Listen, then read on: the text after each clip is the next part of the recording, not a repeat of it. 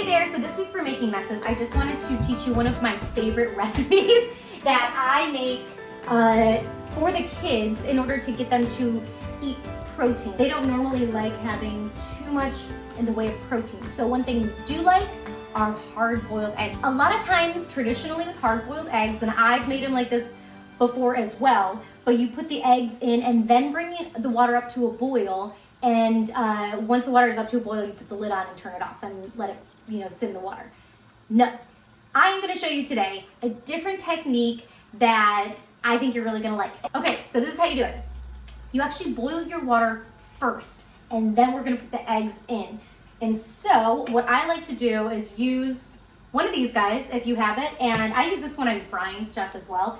But the reason I do this is because it allows you to put the eggs in very gently. So I bring it up to a boil, and then I make it so it's not a super heavy boil, but it's still boiling nonetheless. So pop those in, and what you want to do, you don't want to do too many at one time. You don't want it to be crowded, but you also want the water to go over the eggs. That you don't want it to be so shallow that the eggs aren't covered. I'm going to time 9 minutes. 9 minutes is what I have found to be the perfect hard-boiled egg. So this is what the kids like. Well, my son Grant doesn't like any yolk, so we pull the yolk out. JJ likes the yolk, so we leave it in, and it makes it so the center is still slightly soft and not super rock hard, and you don't have to worry about it turning green, which is the worst. And I can actually control it. So 7 to 8 minutes, depending on how well you like yours done, is really good for the yolk to be kind of jammy and runny. 9 minutes is a perfect hard boil. And so what that means is it's the yolk is set up. It has a slight little jamminess to the center of the yolk, but it doesn't, you have to worry about it getting sandy and gross and turning green. This I have been doing over and over again. And what's cool about this as well is that when you peel it, it's so much easier to peel. I wish I knew the science behind why. It just is. And one of JJ's favorite things to do is peel the eggs. So this is a great way to get them involved in something in the kitchen. And so now I'm just gonna wait 9 minutes.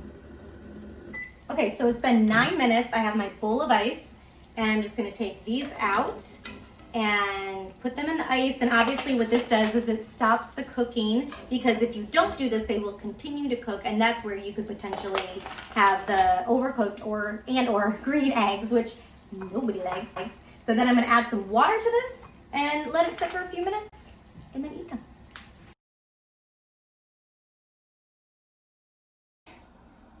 We have our egg, and I'm gonna show you how easy it is to take the shell off. Okay, so normally it is a huge pain to take the shells off of hard-boiled eggs. Look at how easy this comes off. Look at that. It peels right off, and this way makes it easier for the kids. All right, I'm gonna rinse this, and I'm gonna do one for JJ too. Hi! Mama. So look how easy that is. Now I'm gonna cut it and show you what the inside looks like. So you can see this is more hard-boiled, where it still has a little softness on the inside. All right, and then you just put some salt on them and eat them. Cheers. Mmm. Mmm. Mmm. Mmm. Mmm. Mmm. So that is how we make our hard-boiled eggs. I will put these just in a container with a lid and pop them in the fridge, and then we just have them. I mean, we go through them like crazy. So, but they're just a really good thing to have in the fridge, especially as a snack. Can you say bye? Bye! Bye, everybody! Bye, everybody!